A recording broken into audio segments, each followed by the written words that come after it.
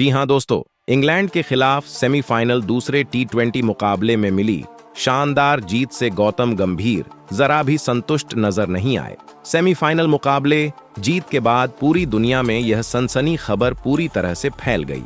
Coach Gautam गंभीर ने बिना देरी किए फाइनल के मुकाबले टी20 के लिए उन्होंने प्लेइंग 11 में बड़े बदलाव कर दिए और कहा, यह जीत दिखने में भले ही खतरनाक हो, लेकिन टीम के प्रदर्शन में ऐसी कमियां हैं जो हार से भी ज्यादा खतरनाक साबित हो सकती हैं।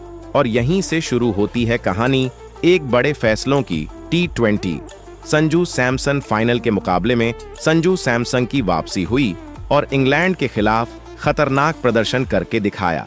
42 गेंद का सामना करते हुए 89 रनों की खतरनाक पारी खेली और भारतीय टीम को फाइनल में संजू सैमसन पहुंचा दिया है। अब बीसीसीआई और कोच गौतम गंभीर ने दोनों पूरा कंफर्म कर दिया कि फाइनल में न्यूजीलैंड के खिलाफ संजू सैमसन के एक बार फिर से वापसी हो चुकी है टीम में और अभिषेक शर्मा बाहर हो सकते हैं फाइनल के लिए, क्योंकि अभिषेक शर्मा का बल्ला नहीं चल रहा है।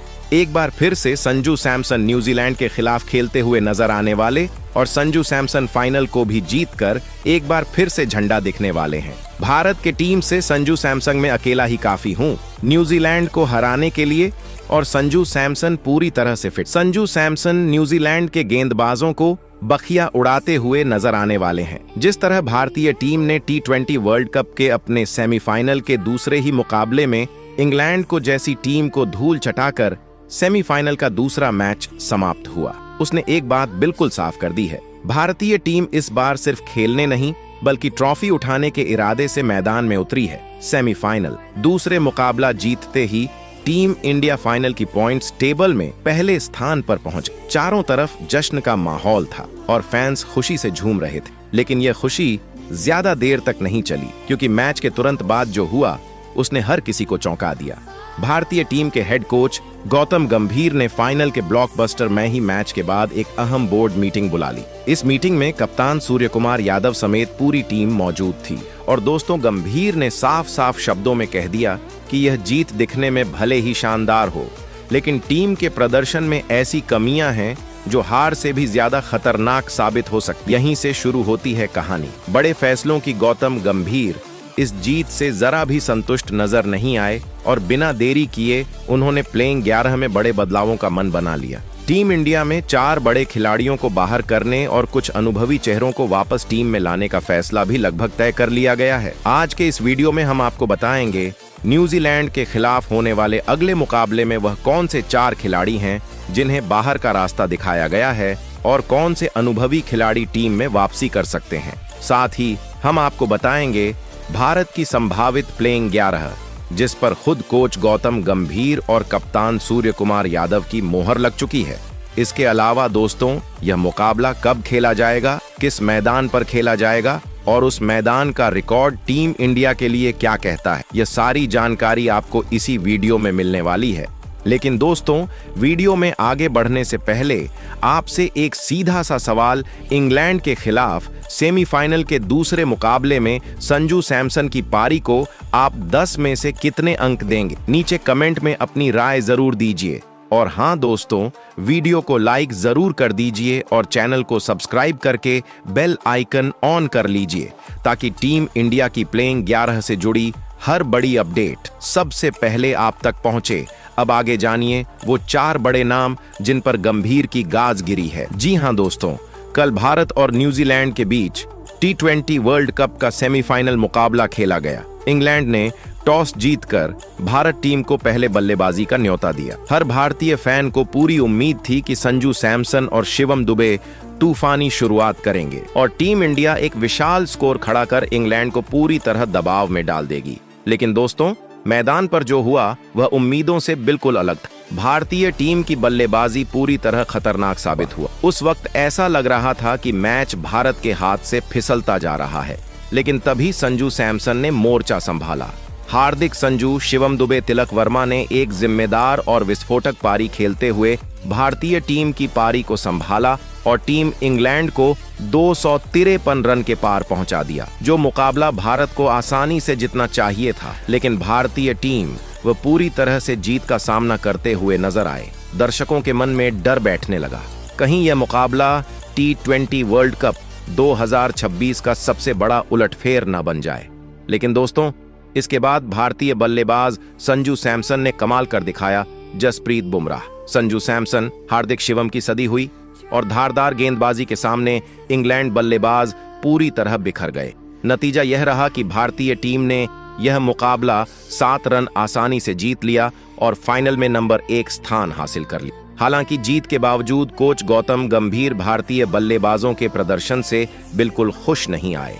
मैच के बाद उन्होंने 2 टूक शब्दों में कहा, जिस टीम के खिलाफ हमें 280 से ज्यादा रन बनाने चाहिए थे, भारत अपना अगला मैच न्यूजीलैंड के खिलाफ खेलेगा। यह मुकाबला 8 मार्च को नरेंद्र मोदी स्टेडियम अहमदाबाद में खेला जाएगा। भारतीय समय अनुसार यह मैच शाम 7 बजे से शुरू होगा। अगर इस मैदान के रिकॉर्ड की बात करें तो अहमदाबाद के नरेंद्र मोदी स्टेडियम हमेशा से एक हाई स्कोरिंग ग्राउंड माना जाता रहा है। यहाँ रनों का पीछा करना आसान माना जाता है और जो टीम टॉस जीतेगी वह पहले गेंदबाजी करने का फैसला कर सकती है। इस मैदान पर अब तक का सर्वोच्च स्कोर 280 प्लस रन रहा है, लेकिन भारतीय बल्लेबाजों की काबिलियत और मौजूदा फॉर्म को देखते हुए यह कहना बिल्कुल गलत नहीं होगा कि 250 से 310 रन का लक्ष्य यहां आराम से खड़ा किया जा सकता है। अगर आप इस मुकाबले को लाइव देखना चाहते हैं तो दोस्तों, आप भारत और न्यूजीलैंड के बीच जियो हॉटस्टार पर आसानी से आप देख सकते हैं। तो यह थी मैच से जुड़ी अहम जानकारियां। जी हां दोस्तों, जिस पल का इंतजार पूरे भारत के करोड़ों क्रिकेट फैंस पिछले कई दिनों से कर रहे थे, वो ऐतिहासिक पल आखिर फाइनल आ चुका है, क्योंकि आज होने जा रहा है T20 वर्ल्ड कप 2026 का फाइनल ब्लॉकबस्टर महामुकाबला, जहां टीम इंडिया का सामना न्यूजीलैंड टीम से होने वाला है। यह सिर्फ एक मैच नहीं है दोस्तों, बल्कि पूरा वर्ल्ड कप किस दिशा में जाएगा उसकी झलक देने वाला फाइनल महामुकाबला है। और इस फाइनल महामुकाबले से कुछ ही घंटे पहले भारतीय कप्तान, जो अकेले दम पर पूरे मैच का पासा पलटने की काबिलियत रखते हैं। अब बात करते हैं उस सबसे बड़े सवाल की जिस पर आप सभी की नजर टिकी हुई है। अब सवाल यह है कि आखिर वह 11 धाकड़ योद्धा कौन से हैं जो अहमदाबाद के मैदान पर न्यूजीलैंड को धूल चटाने के इरादे से उतरने वाले हैं। अगर भारतीय टीम की ओपनिंग जोड़ी की बात करें तो इस अहम पहले नंबर पोजीशन के लिए कोच गौतम गंभीर ने एक बार फिर पूरा भरोसा जताते हुए संजू सैमसन को मैदान पर उतारने की पूरी तैयारी है। जिस लय में संजू सैमसन इस समय बल्लेबाजी कर रहे हैं, वह साफ तौर पर दिखाता है कि भारतीय टीम के लिए उनका टीम में बने रहना कितना अहम है। संजू सैमसन सिर्फ एक आक्रामक बल्लेबाज है। संजू सैमसन सेमीफाइनल के दूसरे T20 मुकाबले में इंग्लैंड के खिलाफ 42 गेंद पर 89 रन बनाते हुए नजर आए, बल्कि वह एक ऐसे खिलाड़ी हैं जो हालात को पढ़कर उसी के अनुसार अपनी पारी को आकार देने की कला जानते हैं। संजू सैमसन की सबसे बड़ी खूबी यही है कि वह परिस्थितियों के हिसाब से बल्लेबाजी करते हैं। अगर टीम को तेज रनों की जरूरत हो तो वह बड़े और प्रभावशाली शॉट खेलने की पूरी क्षमता रखते हैं। वहीं अगर टीम दबाव में हो और विकेट लगातार गिर रहे हो तो संजू सैमसन धैर्य के साथ पारी को संभालते हैं और मैच को स्थिरता प्रदान करते हैं। यही संतुलन उन्हें मिडिल ऑर्डर का बेहद भरोसेमंद बल्लेबाज बनाता है। संजू सैमसन सिर्फ रन बनाने पर ध्यान नहीं देते, बल्कि वह टीम की जरूरत को प्राथमिकता देते हैं। उनकी बल्लेबाजी में संयम भी है और आक्रामकता भी, जो उन्हें हर परिस्थिति में उपयोगी बनाती है। मैदान पर उनकी मौजूदगी से कप्तान और कोच दोनों को आत्मविश्वास मिलता है। अब देखना दिलचस्प होगा कि सेमीफाइनल में न्यूजीलैंड के खिलाफ संजू सैमसन किस तरह अपनी जिम्मेदारी निभाते हैं और क्या वह एक बार फिर अपने शांत लेकिन प्रभावशाली खेल से टीम इंडिया को मजबूत स्थिति में पहुंचा पाते हैं। वहीं अगर दूसरे ओपनर की बात की जाए, अभिषेक शर्मा के नाम के आगे अपनी मोहर लगा दी है। सेमीफाइनल के दूसरे T20 में मुकाबले में अभिषेक शर्मा नहीं खेल पाए थे सेमीफाइनल। दूसरे मुकाबले में अभिषेक शर्मा अपने बल्ले से 7 गेंद पर शेर पर 9 रन ही बना पाए, लेकिन अभिषेक शर्मा पूरी तरह से सभी मैचों में फ्लॉप होते जा रहे, लेकिन एक बार फिर से फाइनल के लिए भरोसा जताया है। अभिषेक शर्मा पर फाइनल T20 महामुकाबले में न्यूजीलैंड के खिलाफ अभिषेक शर्मा का कमबैक होने वाले हैं। यह फैसला अपने आप में बहुत कुछ कहता है, क्योंकि गंभीर जैसे सख्त सोच वाले कोच किसी भी खिलाड़ी को सिर्फ नाम के आधार पर नहीं बल्कि प्रदर्शन और मानसिक मजबूती को देखकर ही मौका देते हैं। अभिषेक शर्मा की हालिया फॉर्म इस बात का साफ सबूत है कि वह इस समय किस शानदार लय में बल्लेबाजी कर रहे हैं।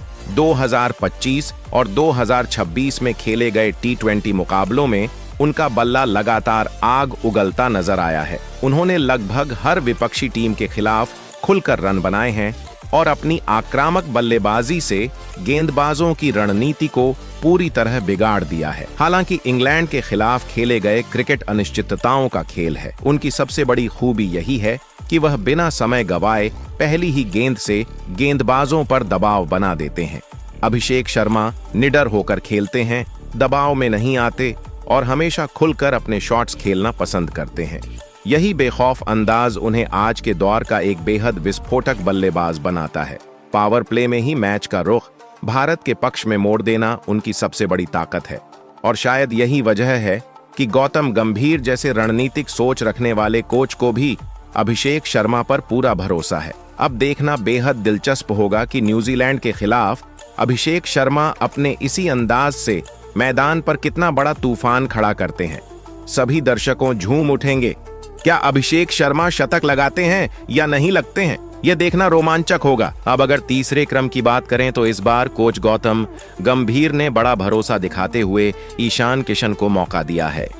काफी लंबे समय तक अंतर्राष्ट्रीय क्रिकेट से दूर रहने के बावजूद जिस आत्मविश्वास और आक्रामक अंदाज के साथ ईशान किशन ने वापसी की है, तीसरे T20 महामुकाबला में इंग्लैंड के खिलाफ 39 रनों की खतरनाक पारी खेलते हुए नजर आए थे। उसने टीम मैनेजमेंट को पूरी तरह प्रभावित किया है। खासतौर पर इंग्लैंड की टीम के खिलाफ जिस लय में उन्होंने बल्लेबाजी की, उसी प्रदर्शन के दम पर उन्हें एक बार फिर भारतीय टीम का स्थायी ओपनर बनाने की दिशा में यह फैसला लिया गया है। दोस्तों, इस समय ईशान किशन अपने करियर की सबसे बेहतरीन फॉर्म में माने जा रहे हैं। चाहे पारी की शुरुआत हो या फिर मिडिल ओवरों का दबाव, ईशान कभी भी बड़े शॉट खेलने से पीछे नहीं हटते। उनका खेलने का अंदाज पूरी तरह निडर है, जो विपक्षी गेंदबाजों पर शुरू से ही दबाव बना देता है और टीम इंडिया को एक मजबूत शुरुआत दिलाता है। ईशान किशन की सबसे बड़ी खासियत यह है कि अगर वह 1 या 2 ओवर संभल कर भी खेल लेते हैं तो इसके बाद एक ही ओवर में बड़े शॉट लगाकर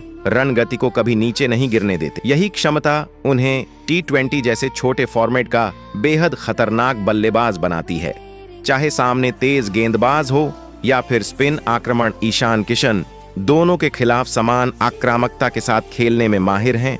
उनके शॉट्स में ताकत भी है और टाइमिंग भी, जिसकी वजह से गेंद अक्सर सीमा रेखा के बाहर जाती हुई नजर आती है। यही कारण है कि गौतम गंभीर ने एक बार फिर ईशान किशन पर पूरा भरोसा जताया है। अब देखना दिलचस्प होगा कि फाइनल न्यूजीलैंड के खिलाफ वह इस मौके को कितनी मजबूती से भुनाते हैं और क्या वह अभिषेक शर्मा के साथ मिलकर भारतीय टीम को एक विस्फोटक शुरुआत दिला पाते हैं। अगर चौथे नंबर की बात करें तो कोच गौतम गंभीर ने यहाँ एक बड़ा और बेहद साहसी फैसला लेते हुए सभी को चौंका दिया है।